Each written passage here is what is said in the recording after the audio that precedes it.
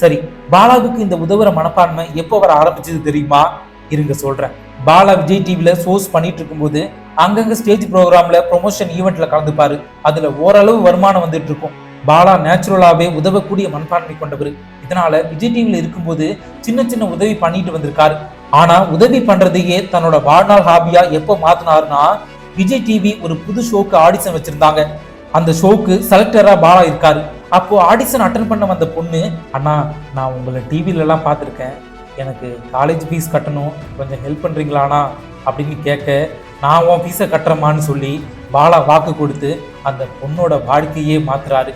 அதே மாதிரி இன்னொரு மாணவனும் ஃபீஸ் கட்ட காசு இல்லைன்னு சொல்லி கேட்க, உடனே அவன் படிப்புக்கு தேவையான 60,000 ரூபாவை கொண்டு போய் கொடுக்கிறாரு.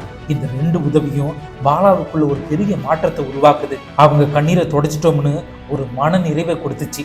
அந்த மன நிறைவு தான் பாலாவை அடுத்தடுத்த உதவிகள் பண்ண தூண்டுச்சு.